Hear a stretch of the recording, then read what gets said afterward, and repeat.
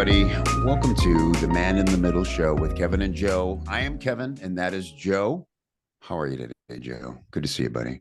Oh man, I'm doing great. Excited to chat with you. What's going on? Big things, big things going on in Kev world this week. Um, as you know, Joe, this this transition has led me to separate from my wife of almost 25 years. And that's a whole big episode in itself. Part of what compels me to want to have these conversations is knowing how kind of devastating it is, even in the best circumstances, when it comes to ending a marriage or any long relationship. In our circumstance, Joe, as you know, there no major crime had been committed. A lot of the reasons why Yeah. people call it quits, there was infidelity, there was some incident, just none of that happened. But we were growing apart, and our kids were grown, and you know, um, really couldn't shake the things between us. And my feeling was that the only way we were going to see what was happening was from a distance. And so in my case, that distance was 1 mile. I moved 1 mile from the house where I'd, been living and raising my children and doing all the dad husband stuff that you're supposed to be doing. And moved 1 mile away. And man, I tell you, ripping that Band-Aid off and making that change, absolutely the scariest, most emotional, tumultuous thing I've ever done. And I'm happy to say 2 months into it, I think everybody's better for it, which was always the hope. And, you know, yeah, having your kids be adults. And the biggest fear I had, Joe, was what are the kids going to think and how are they going to act towards me? Is because my parents divorced when I was 13, 14. And I remember one of the hardest things about it that stands out in my head, because, I had a place at both of their houses. And I remember, like, my sister would be driving us home. She was older than me. And she would say, "Where are you going, mom or dad's?" And I remember being conflicted, dude, deeply conflicted at that simple answer, you know?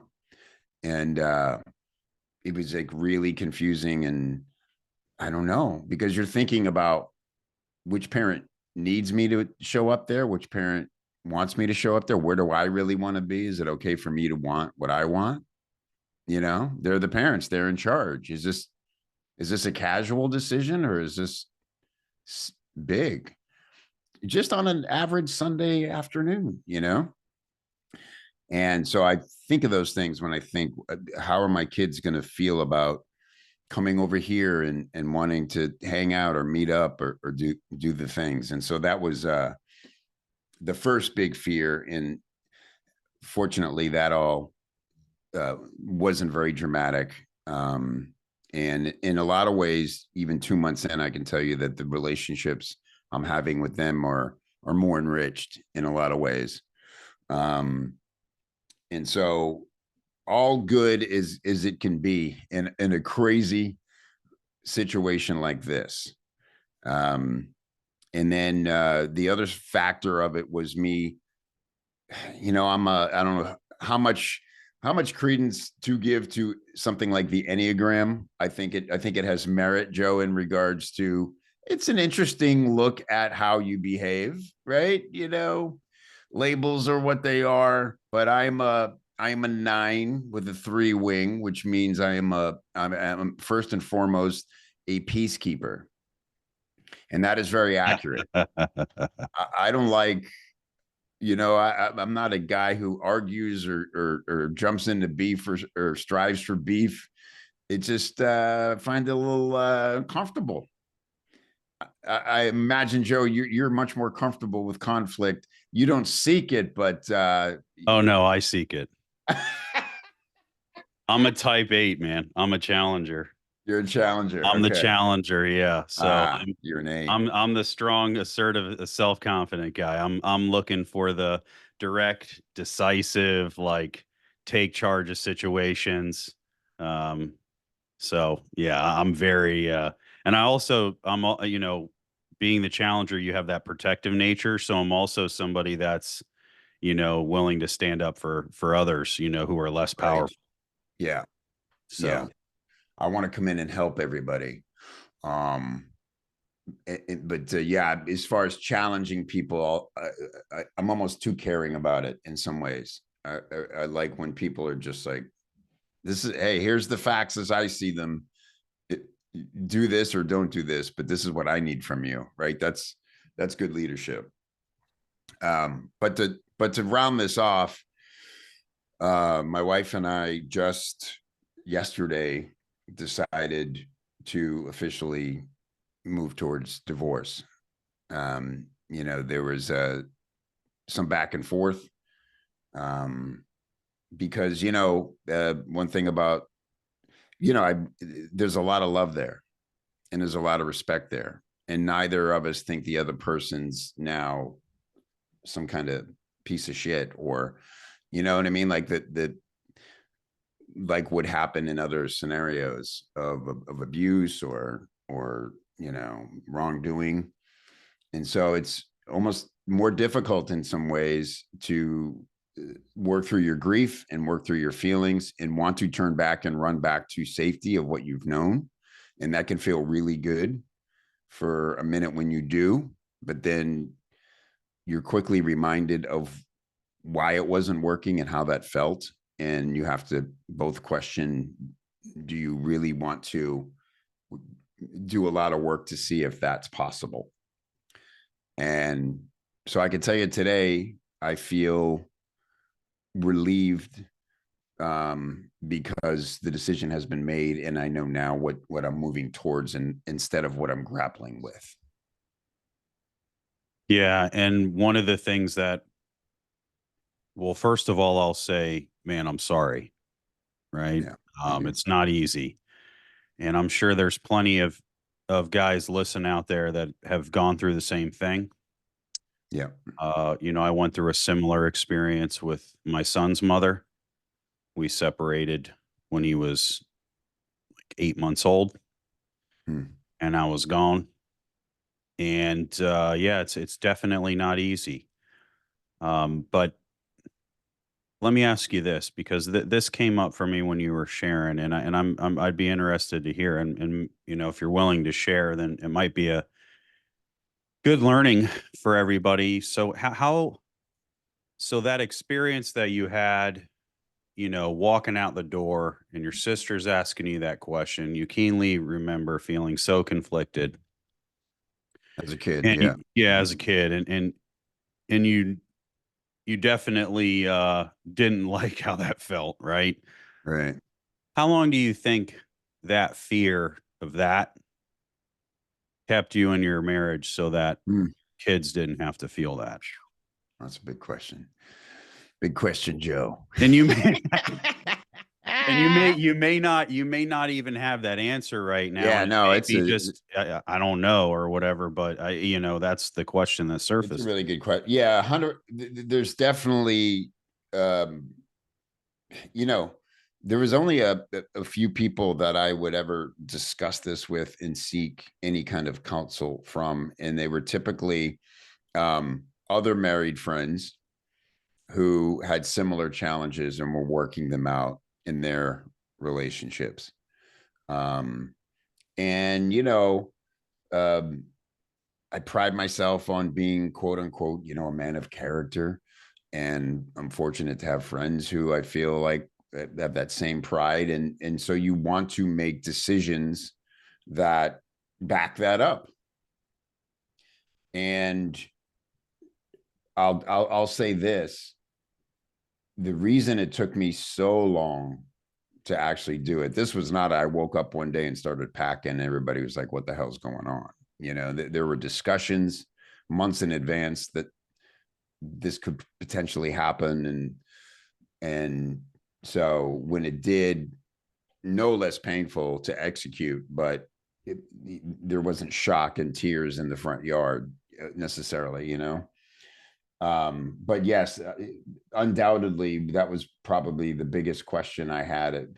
And then, you know, the minute I completed and got most of my stuff out was actually 4th of July, Independence Day, when I closed the door behind me on this rental and was moved in here. The number one question I had is, what the fuck are you doing? And the single word I could say about how I felt is untethered. I felt like I was on a spacewalk,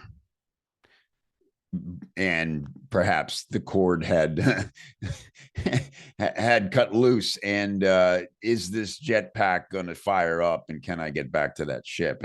And what ship is it now? So right, so the mission is suddenly there. There was no mission other than it can't go on like this. And let me tell you, man, that is a strange place to float around in. But yes, the kids, that feeling of my childhood, maybe wanting to protect that wounded boy who felt lost in between his parental relationships. I think all those things factored in to the very slow moving process of taking action. Yeah, one of the big things that I can definitely resonate with is being in the middle, that kind of purgatory, right? Yeah.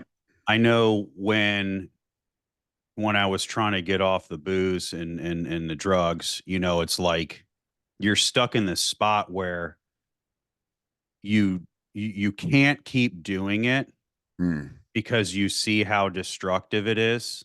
Yeah. It's been the same in relationships too with women.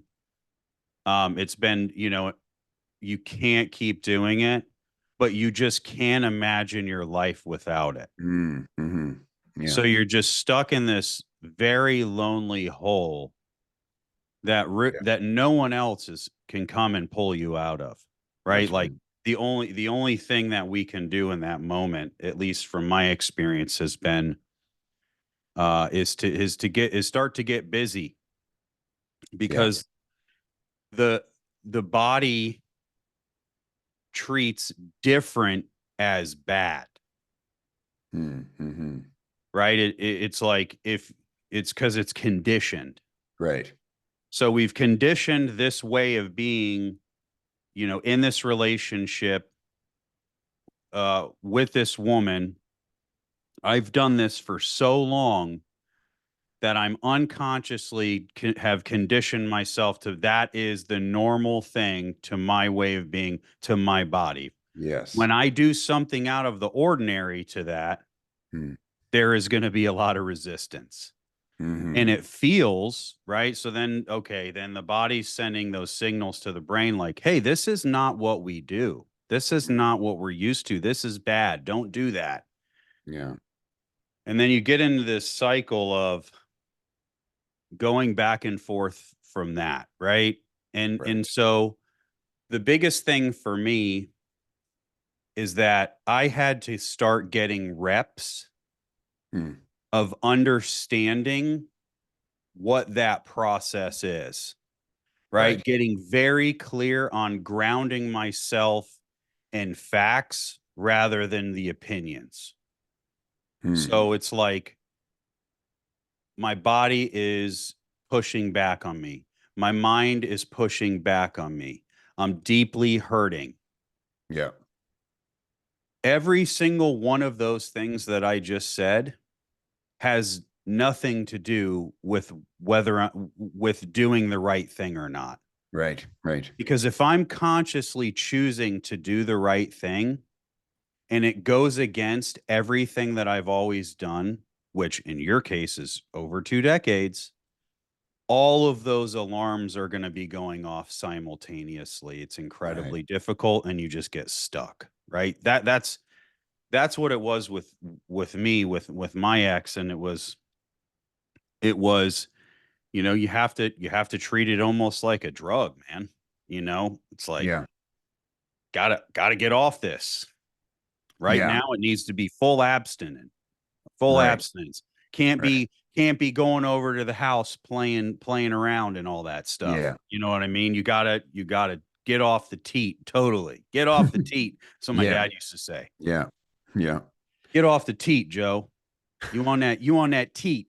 We know what you're doing. You're going in there. We know what you're doing. You're going in there to ruin.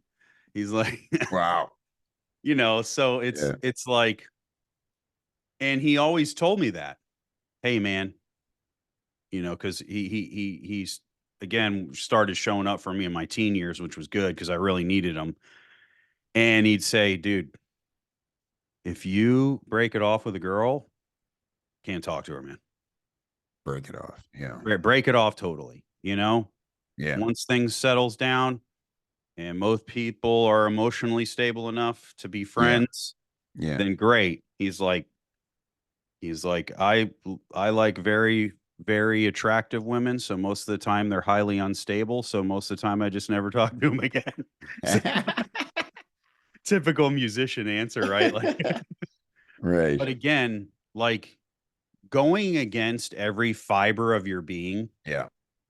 to make a change is Yeah. most of the time the reason why guys don't do it. So then they Yes. just put their head down and they sit quietly in misery. Yeah. Joe, you and I have talked a lot about how when people do come to us privately with an issue in the realm of uh, middle age and the transition, and we recognize right away what it is, and we have a conversation with them, there's one or two reactions. One is, oh, thank you, like I'm not going crazy. There's a way to understand and start to unpack what I'm going through. And then there's a lot more questions. I mean, this is why we're doing this show, for people who need to be asking these questions and discovering and finding out they're not crazy. The other one is they nod and it resonates, maybe too hard, and then that's the last you're going to hear about it until they're ready. I've never been a religious person, but I imagine that's what it's like to be, say, a born again Christian. And I've had friends who became born again, and I understood their passion for wanting to share what felt so good to them and so meaningful. And they were seeing the world through a new lens, and they really, really wanted you to experience it too. And so, but it's a heavy ask. Yeah. Well, like Carl Jung said, the most terrifying thing is to accept oneself completely, Mm-hmm. right? Because then I'm responsible. That self-acceptance is the Yeah. only way that you can have any type of psychological healing or any type of manifestation of the self, right? Yeah. And so one of the hard things to do, and honestly, I will commend you heavily as far as someone that's had a front row seat to what's going on with you right now, is that you've accepted everything. It's like, listen, so much of this is my part too. Oh yeah. You're not just standing there pointing a finger No. at somebody else like you're a victim.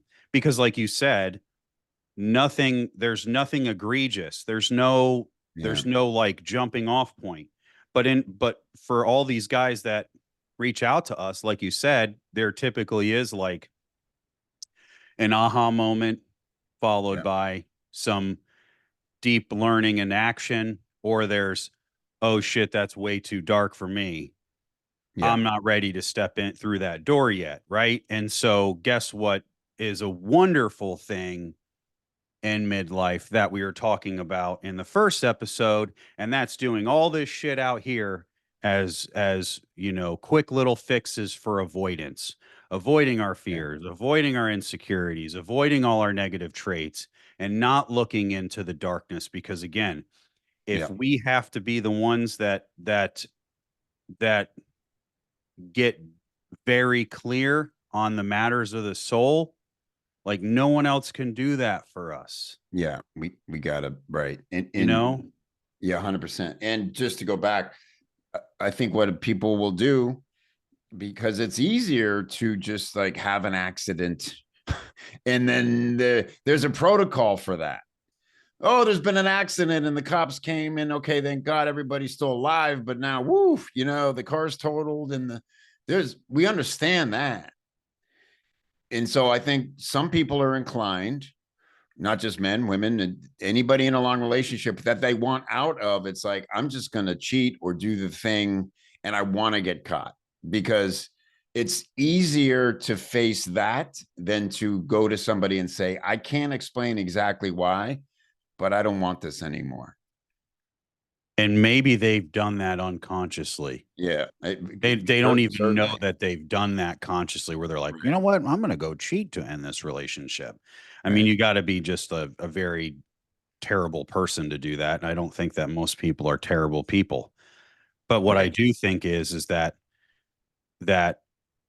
a lot of times we're lacking in self-awareness. Yeah. There's also a lot of guilt that comes along with the fact that there's nothing really wrong.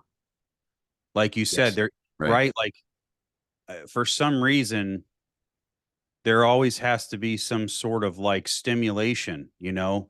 Um, like we're in the fucking Notebook or something, you know, like Right. we Right. have this Yeah. idealistic Yeah. view of what love is supposed to look like and what relationships are supposed to look like.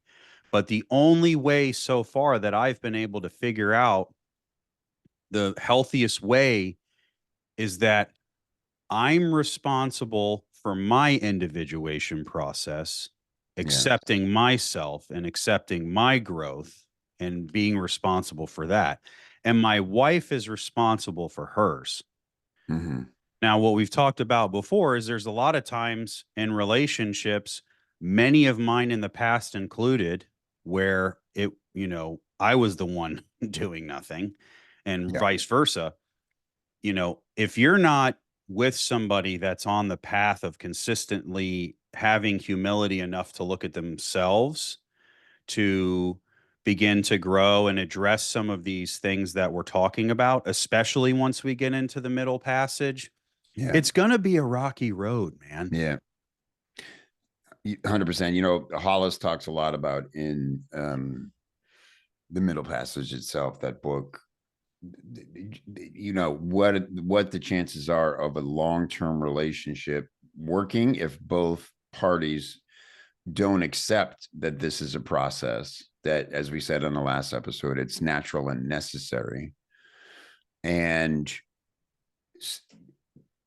reserve expectations for the outcome and change your reliance on the other and no longer seek your identity through your partner. Like if two people who have lived that way the whole time can go, whoa, what's this? Look at this. Didn't see this coming. Okay, you go find out what you're doing and what you look like, and I'll do the same. And then we'll meet back here. It's like, by the time you get back there, like, did we drive or did we Uber here? Like, you don't even. So you're saying the whole Benifer and Brangelina doesn't work? Is that what Yeah, you're saying, bro? combined forever. Yeah, Oh God. conjoined marriages.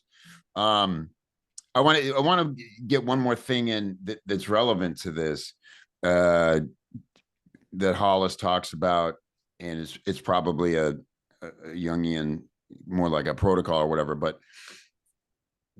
navigating the second half of life when you're in this, like you said, and this is sort of the bitch of it. Like there is not a worksheet.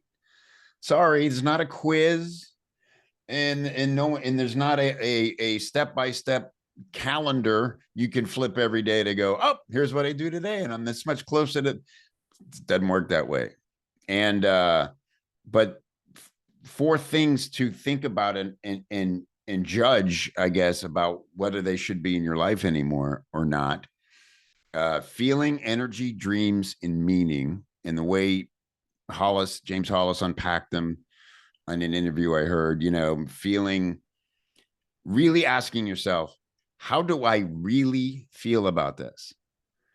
And this is not something not the surface answer, not the one you give because society's expectations deem that you should say that.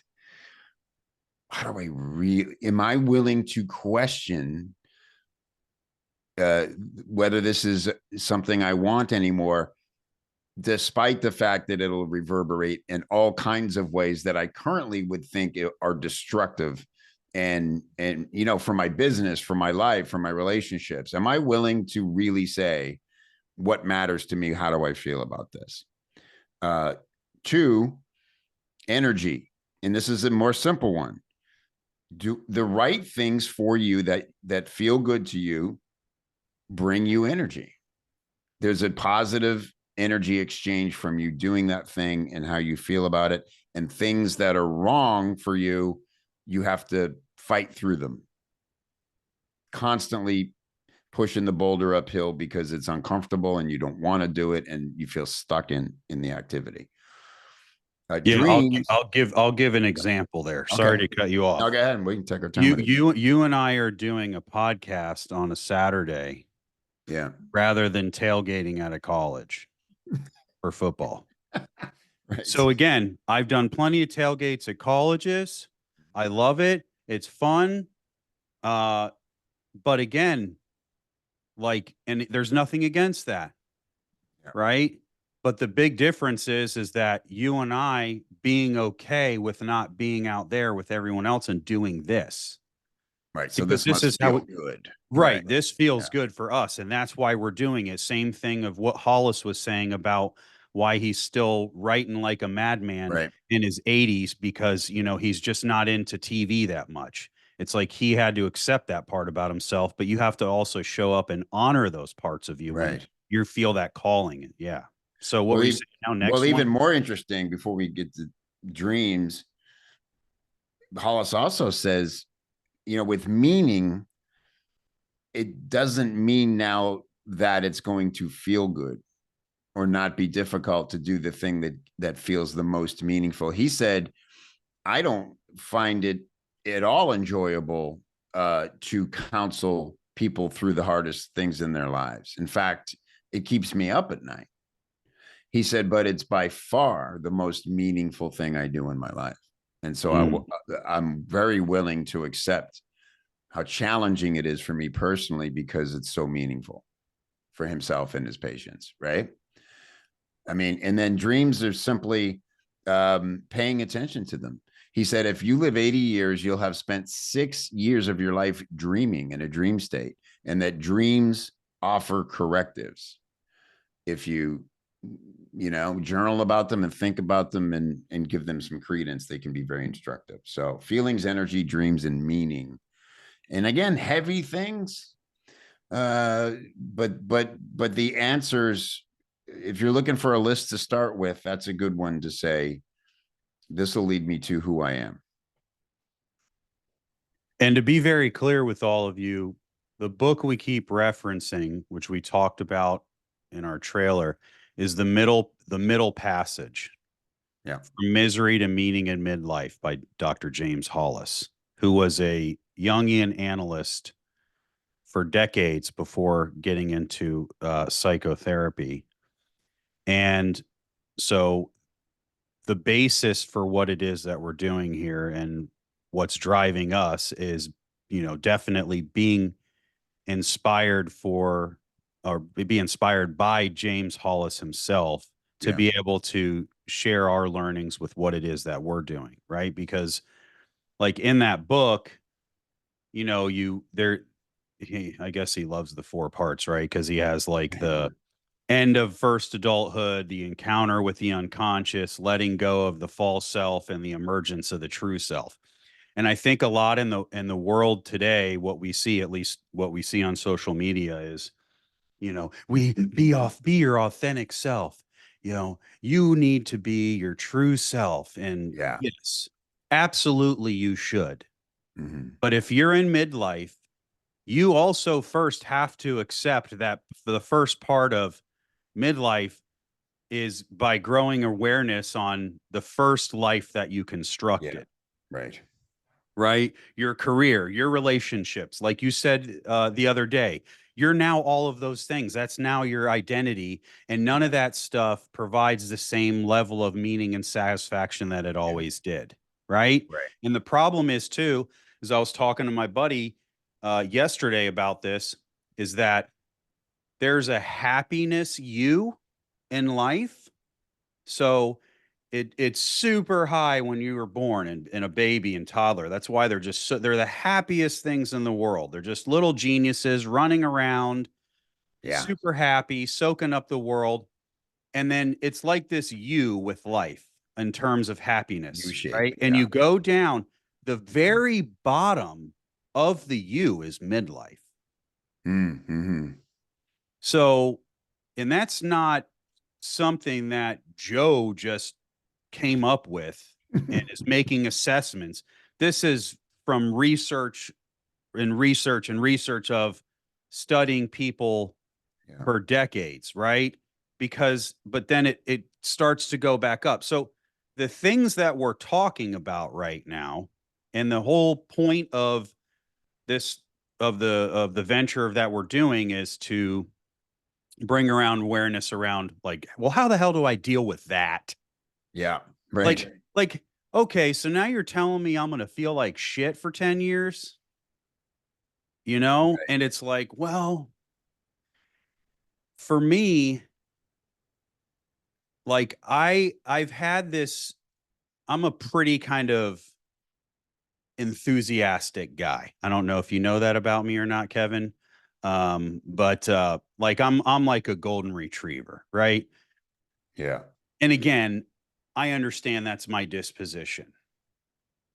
And when I look at like Winnie the Pooh, right? You had Pooh, you had Piglet, you had Tigger, you had Eeyore. Like, I'm Mm. Tigger. I know that. I'm bouncing around. I'm Yeah. probably annoying everybody. My energy might be too much for some people. Others, they're like, damn, this guy's freaking great. Yeah. But that doesn't make me any better or less of a man if I'm spending time with an Eeyore. That's just their disposition, Yeah. Okay, here we go.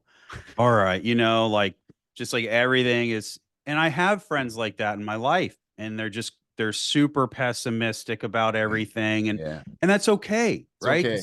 It's Right. exhausting, but it's okay. But there the discussions that I have with them around the end of the first adulthood, Hmm. right? This first half of life, is that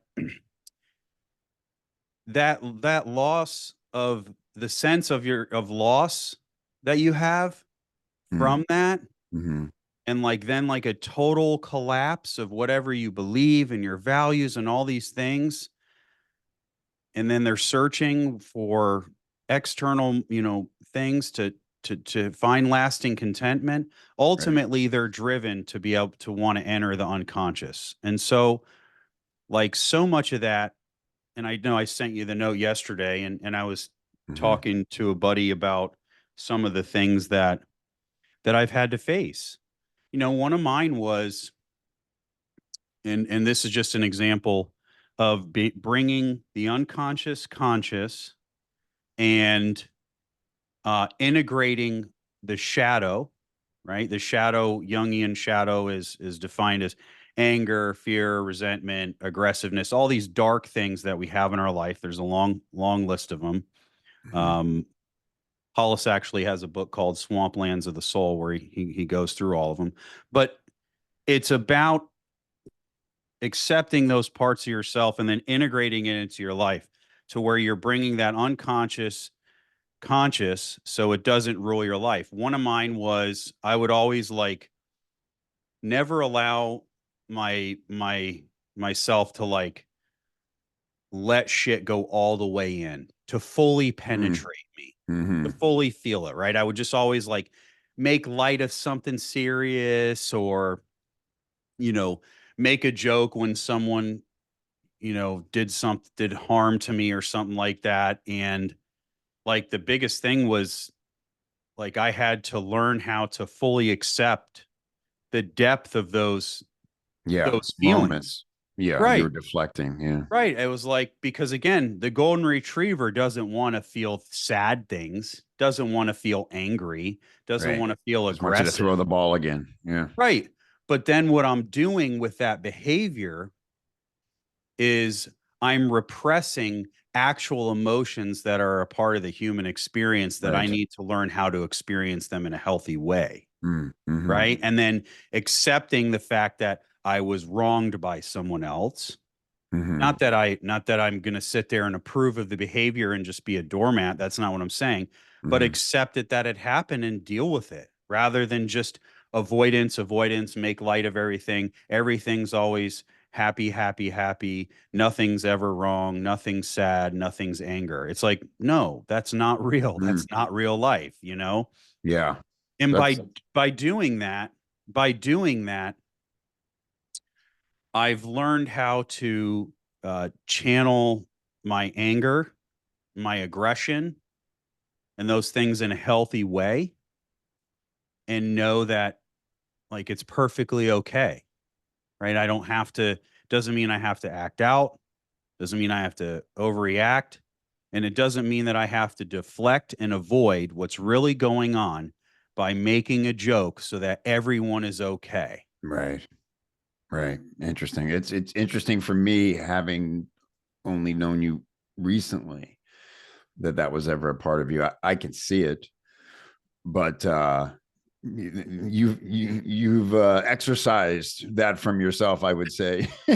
Well, pretty pretty well. that's well then that's a testament to doing the work. Mm-hmm, mm-hmm. That's the testament to doing what we were just talking about, and that is you're feeling everything in your being saying this is wrong. Your body's like rejecting it. Your mind's going on high alert, like, what are you doing? We've always done it this way. Yeah, Can't yeah, change.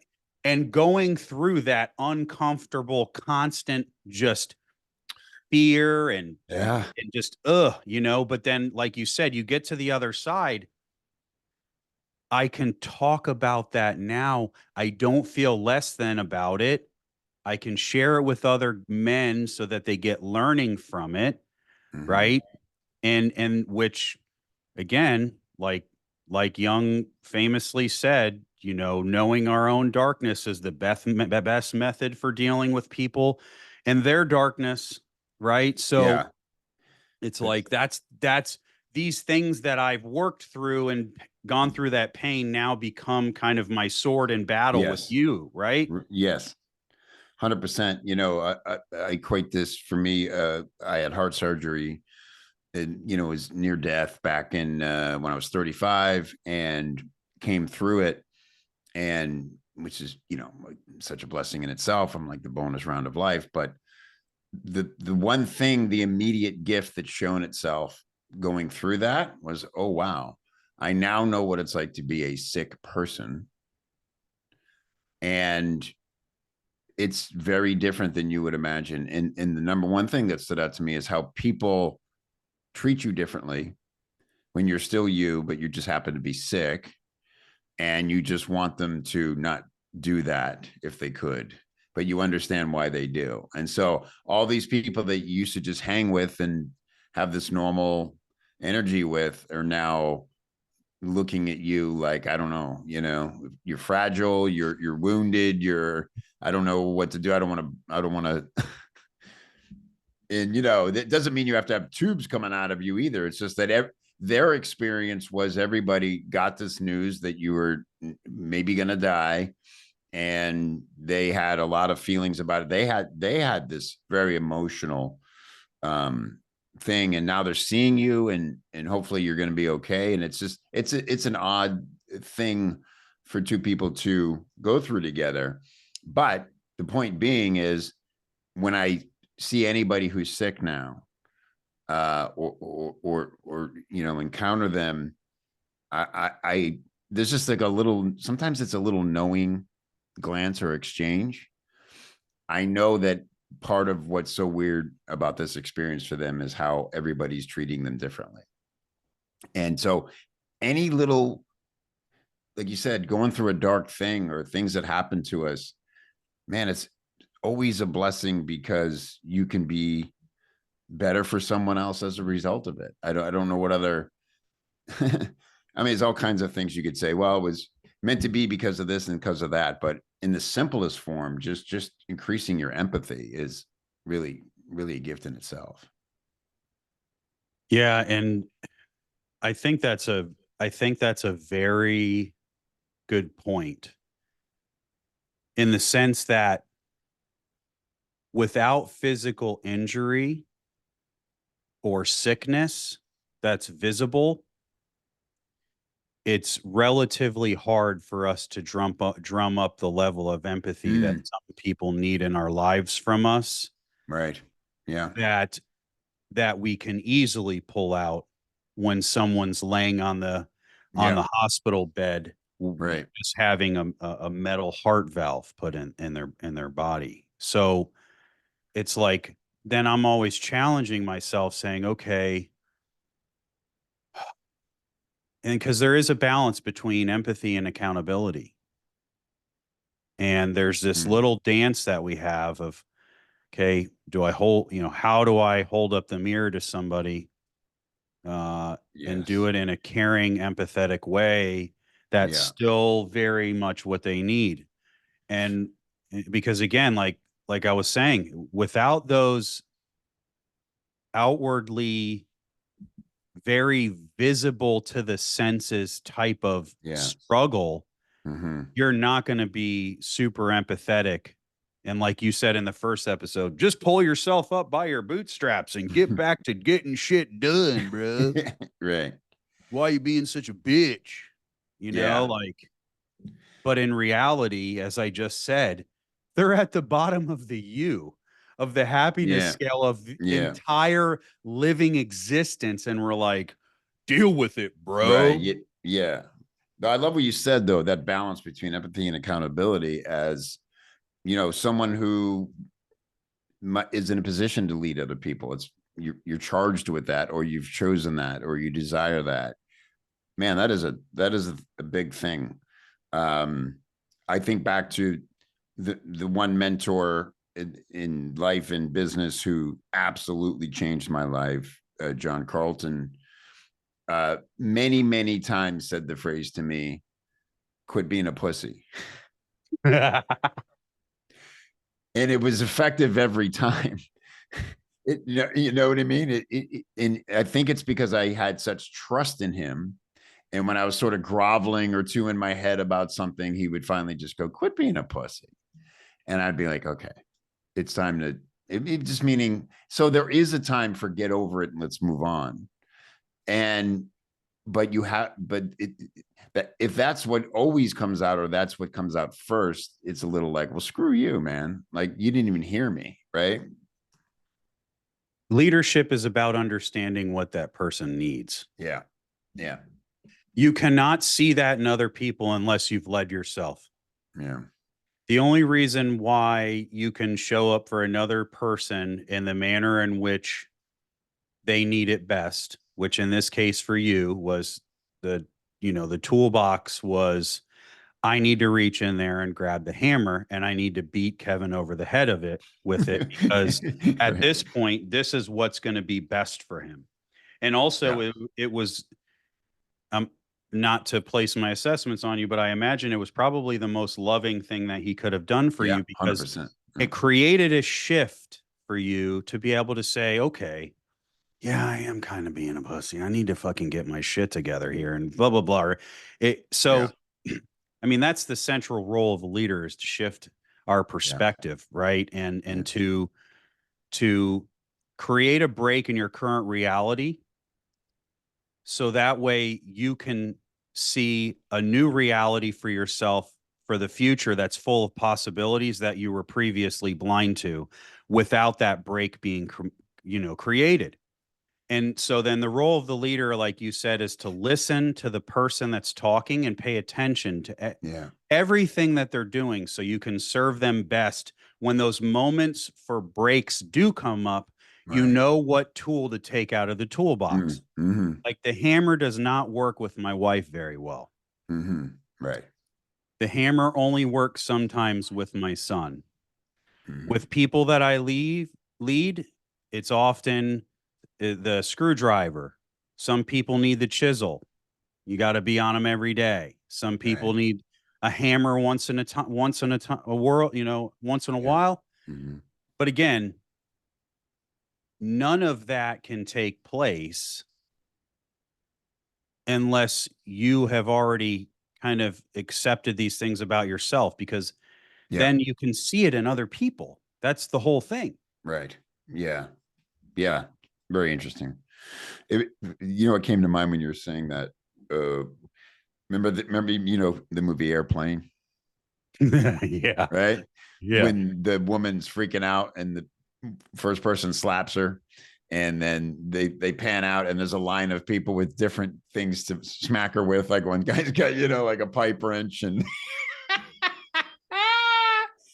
it's actually really deep in this context, because that's probably why it's so scary for people to admit that they're struggling with anything. It's because, all right, I'll take the first slap, but there's going to be people love to line up and beat you down when you're admitting you need a little slap. You know what I'm saying? And so, and dude, these days, you know, the way people treat their online lives, and they put all their business out there, and that's a whole other thing I just don't get. But and they see people getting attacked and getting advice that they didn't ask for, and it's like, well, this has become a mess. I was just just asking for a little sympathy. You know what I mean? And I think all those things, especially for men, where we're not supposed to, show our wounds, and like we get shot, we go to the hideout and we sew it up ourselves, and we get back out there. It's what makes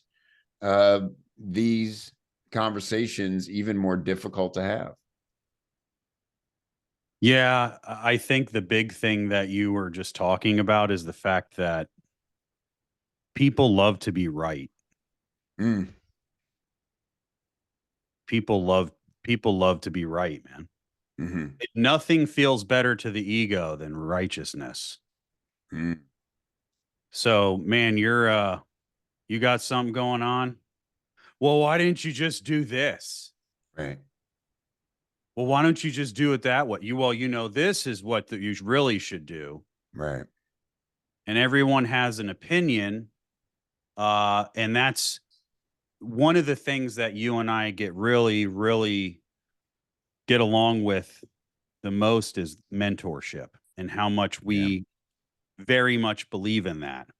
I Mm-hmm, don't go around the internet looking for advice from random strangers unless right. it's like something playful, like, hey, soon to be girl dad, give me your best girl dad advice, or, Right. something light. It's not like, man, think I'm gonna leave my job. How should I talk to my boss about it? Or something like that. It's like, Yeah. no, you keep that stuff to trusted friends, closed mouth friends, mentors. But again, we go back to what we were talking about in the first episode, and that is there's 15% of men, according to the CDC, that have zero Yeah. close relationships. Yeah. Yeah. So what do you do then when you have this stuff going on, Kevin, and you don't have anybody to talk to? Yeah, it's a really What good what do- question. what do we do then? I think you find moments. I can tell you what I did, because when I was having all this conflict internally, and I am not a guy who airs his laundry No, publicly. no, you're It, introverted, dude. yeah, and I'd rather, yeah, figure it out myself than. But I would pick moments, because it was just very consistently on my mind, and I felt wounded about it, and I didn't know And so I would be, say, at a mastermind meeting or something, and I'd find myself in a private dinner with somebody else there who had mentioned that they recently gotten remarried or ended a long relationship, and I would just ask them questions about it, and they would, in their natural sympathy, say, "Sounds like you might be going through something," and then I would, with my situation, and this may be true for others, um, I didn't want to voice it for a long time because that would make it real and um, require me at some point to act on some information I was getting about it. Right. Uh, the other thing, though, was I knew I needed to hear myself talk about it so that I could judge it for myself. I needed the words to come out of my mouth, as we do on many subjects, especially us creatives who are, have an idea we need to work through. We loop on it verbally with our teams and things and go, maybe this isn't anything. And so that's what I did. I found my moments where I felt like it was a safe place, somebody who's I could trust, not to gab, who I don't see all the time, who I don't have who isn't in my social circle, just a trusted person in a sort of convenient encounter where I knew I didn't need anything else from them beyond that, but to keep their mouth shut about it and then tell me what they knew and then kind of let it go. You see what I mean? For me to just test it Yeah. out. Yeah, absolutely. Absolutely. In the recovery world, we have a saying that is, you're only as sick as your secrets. Woo. And again, this is Man, something that if you man. want to look at religion, the Catholics got right for hundreds of years now with confession. Yeah. The Mm-hmm. fastest way to get yourself all entangled and in sorts is to keep everything bottled in with yourself. I always tell people that for most of us, the mind is like a dark alley after midnight. You shouldn't go down that shit alone. You just don't do it. It's not a good idea. So if you're going in there and you're playing with all this shit you got going on in your life by yourself, and you're the one that's emotionally attached to all the outcomes and expectations of Yeah. what you have Yeah. going on in your life, if it's just in your mind, you're going to fuck it up. Yeah. Okay. Number one. Yeah. Number two, if it's something that's very pressing and it's something that is something that's wrong with us or something that we have going on in our life, I believe too, a problem shared is cut in half because now I am able to share that with somebody and I'm not all alone with it. Yeah. When Yeah. I'm all alone with my shit, it can eat me alive.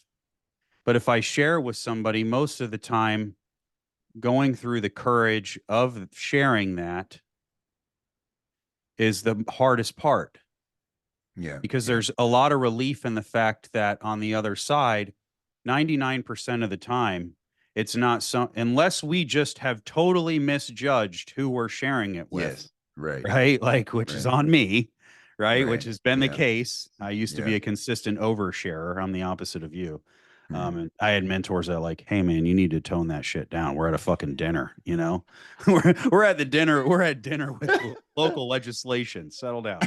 So, um, but the thing is that now you're not alone with it, and that person then is not judging you, and they're understanding you, and that's what we really want.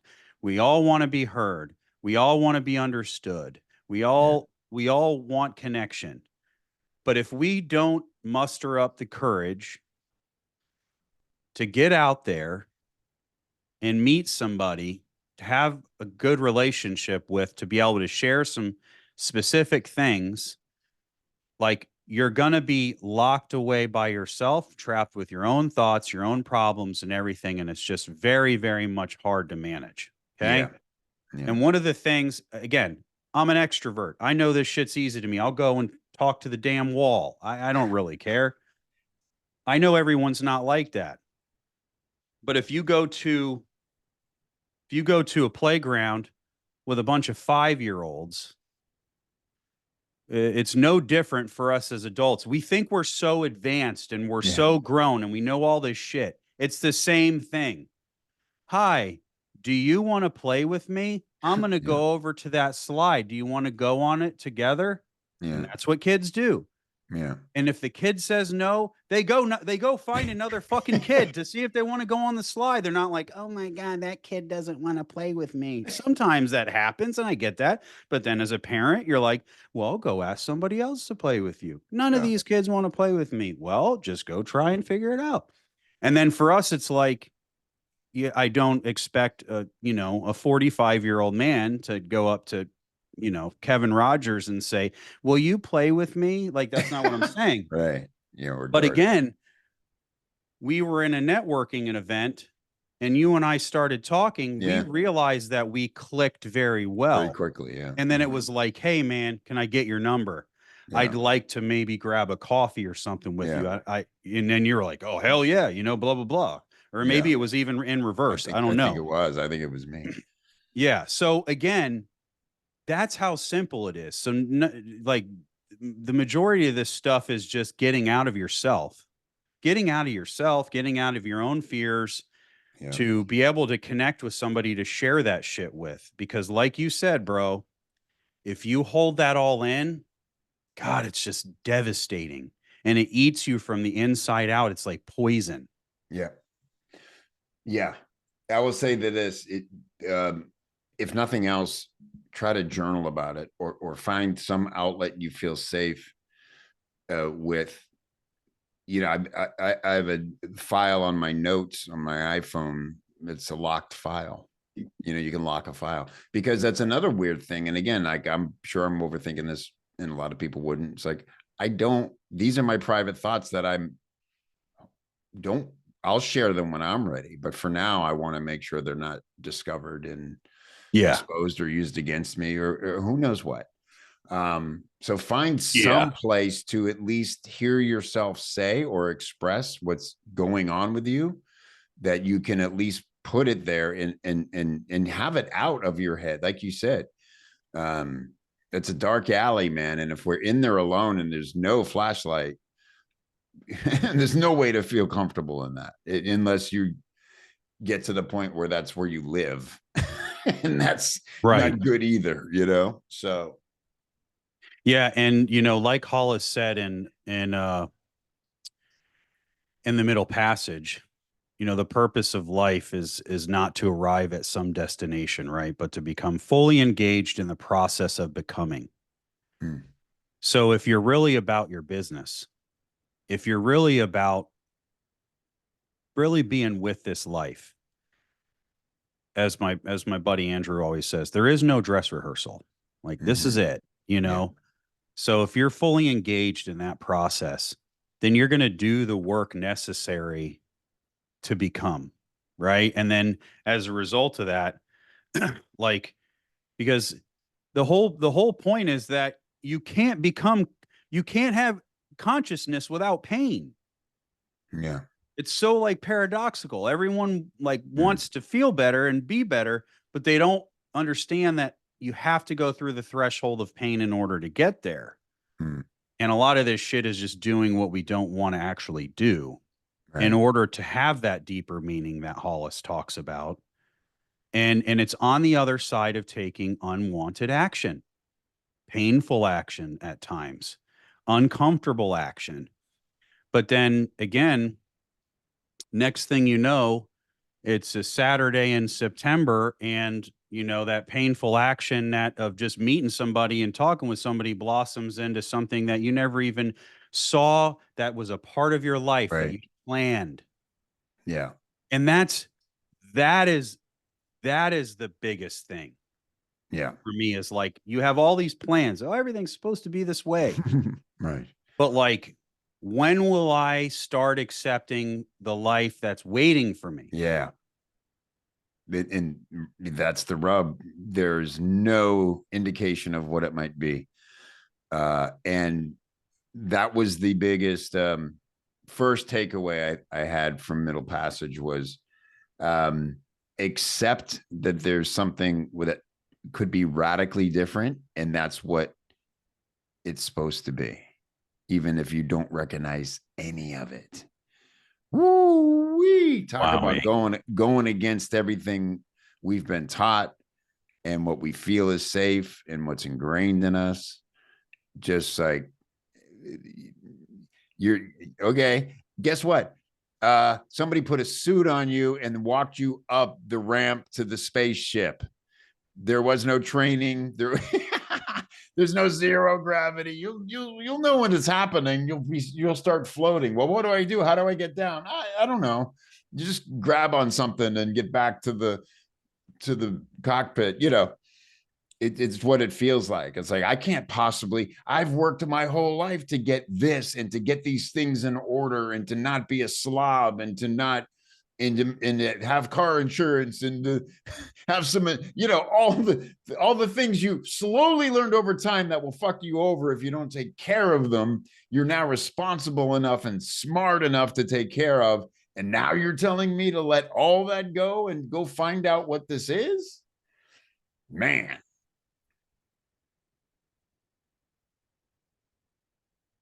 No wonder you feel like shit.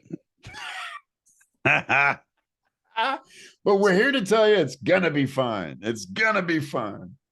Well, I think the biggest thing, one of the biggest learnings that I had from going through deep sadness and grief, which again is another part of this whole thing, is that like somehow there's something wrong with that, Yeah.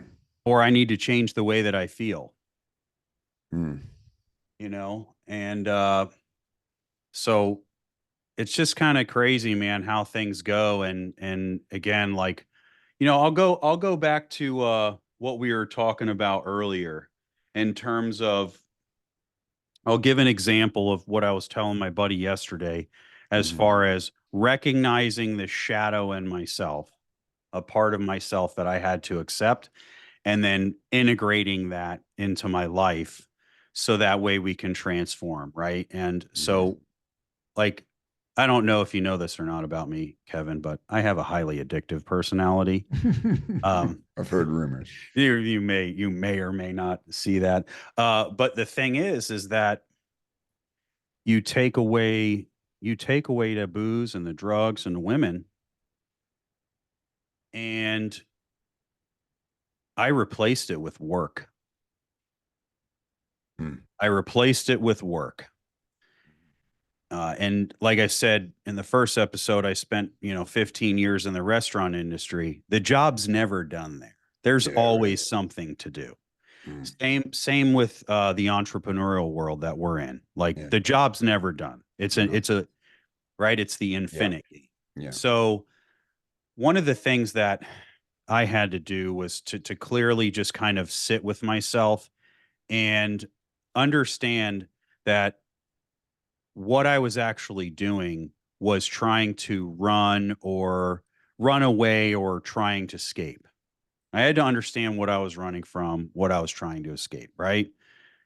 And then I had to start forcing myself to take a lazy day Yeah. until it felt normal, right? And it Right. took me like years, Mm.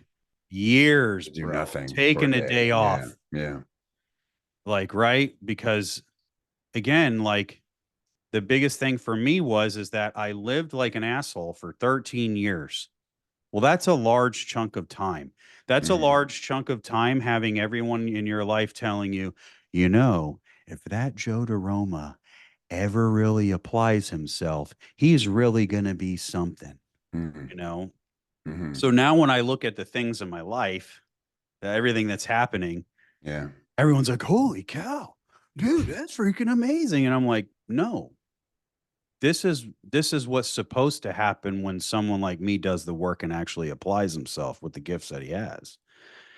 It's just, I decided not to cash in my lottery ticket, and I decided to be a POS and blah blah blah, right? Mm. So then it's like, okay,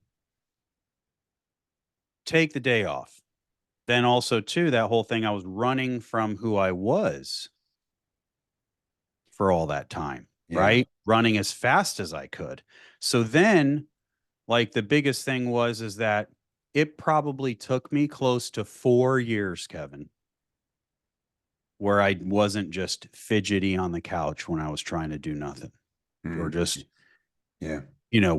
just sit down, watch a movie, or, watch a show. Like, I mean, I wasn't watching TV. I wasn't doing shit, bro. No escape. So, Yeah. yeah. So again, that was not easy, man. That Right. was not easy at all. But now I love the fact that I can just be still, Yes. and that I can sit with myself, and then I can go into my room, and I can sit on the edge of my bed, and I can Mhm. just sit there in silence and be okay. Yep. Feel you on that. Yeah. Right. It's and my That mind isn't is, trying to attack me. yeah, that's, well, I think, feel like that's a whole longer discussion too, but, Well, yeah, what isn't any of these? yeah, Pick a let's go. sentence and let's explore. Uh, um, but did did it help with that? Was there a recognition that, oh, I'm moving all the time because I feel like if I stop and relax at all, I'll go back to the old instincts, the old problems, grab for some booze or drugs or what? None of that. It wasn't that. Wasn't that. Hmm. Zero of that. Interesting. What it was that I didn't know just how to be with myself.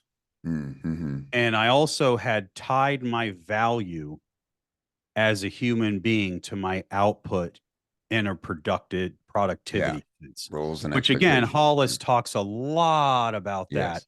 in the middle passage with men, especially that Yeah. my value as a man is tied to my output in Yes. productivity, my ability to protect, provide, all of these things. And that if I let off the gas, I'm letting everyone down and letting myself down. Right. Yeah. Roles and expectations. Yeah. Yeah, I mean that's why when I had my restaurant, I'd see these guys that ran businesses and worked for 50 years, and then they're dead within 2 years after retirement. So they have no idea how to do anything other but than work. Yeah. Yeah. It's So, heavy. It's heavy. Our yeah, so identities. what's interesting though, Kevin, is we talked about the discovering the passions of your childhood when you're trying Yeah. to find more meaning in your life. Well, if you work 7 days a week on full blast all the time, you don't have time for any of that, right? So Right. it was kind of good too, because then those things I could start sprinkling time in for hobbies. I could Yeah. start sprinkling in time for little things that had more meaning to me and just being with them, right? So, yeah, that's where I stand with that. Yeah. And it is also one of the gifts of having kids is that you play with them, and so you do remember what it's like to be a kid and just play and wrestle around in the grass and or, do a puzzle or whatever thing. And you're like, whoa, man, no wonder this was fun. I'm not thinking about anything else. I'm just doing a puzzle. We have one on the breakfast nook table right now, actually. The puzzles Yep. are great. We're all Yeah. just working on it as a family as we go. Yeah. Yeah. So, all right. Feels like this is a good place to wrap this one up. Is there a takeaway? Uh, did we find the through line? I think it's the idea of accepting that things could be different, that you need some things to be different, and you have some questions to sit with. Uh, find a way to be still. Think about your feelings, your energy.